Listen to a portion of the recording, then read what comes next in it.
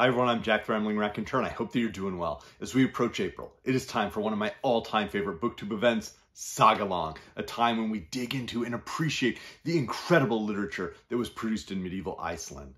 These are works that in many ways are forerunners of the modern novel, and not just the fantasy novel. There is deep characterization. Yes, there are action set pieces that rival the very best of Homer, surpassing his work in many ways. But there are also incredible themes that persist across the sagas. Explorations of Icelandic culture, but also Norwegian, Danish, sometimes German, English, or Irish culture. There are fascinating ideas around fate, around the conflict between traditional Scandinavian faiths and Christian faiths that individuals were turning to across the Middle Ages. And these works are just incredibly fun to read. Now, the past few years, we've focused on a single longer saga. We break it up into 4 parts and discuss it each week and just really dig in.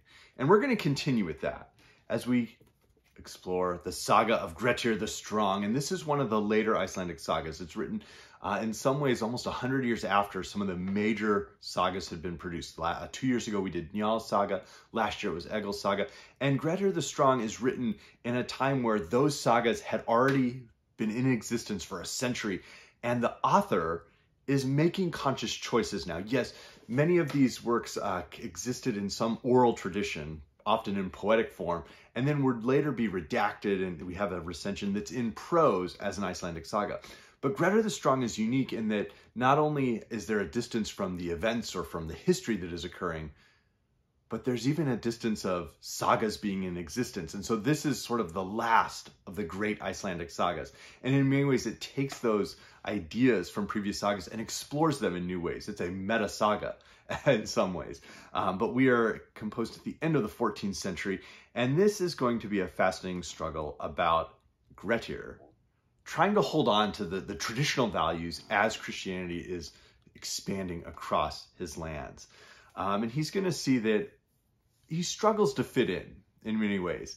And through that conflict, that social conflict, we see Grettir begin to take on really fascinating, truly fascinating, strange, very, deep into time, deep into history and tradition, ideas around what it means to be a warrior, to be someone who is steadfast in those ideas. And we're going to break this up into a couple of chapters. So we're going to break this one up across the Sundays of April, beginning with April 9th, from chapters 1 through 24, then April 16th, chapters 25 through 48.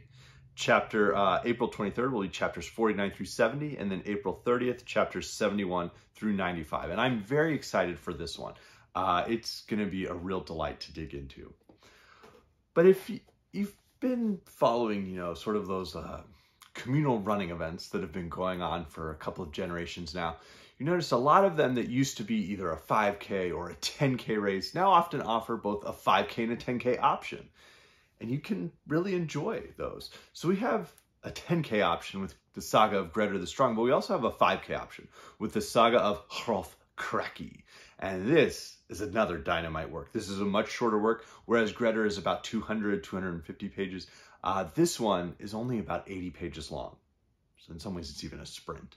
But this is a saga that's set primarily in Denmark. And really Denmark hundreds of years earlier, maybe in the 5th century.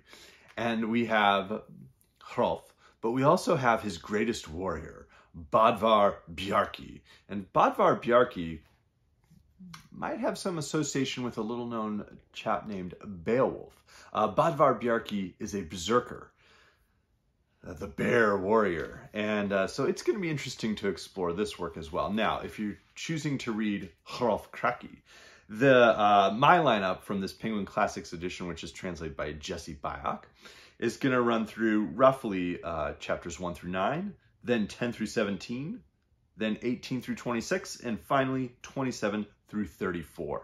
I will be reading both sagas because I just absolutely love these and can't get enough. And we have a whole group of hosts. Some will read both, some will read one, and focus on that one and potentially join the discussion on the other. We have, of course, the great founder, Elena Macrodina. We have Elizabeth Backen of Bookish North, Mark from Richardson Reads.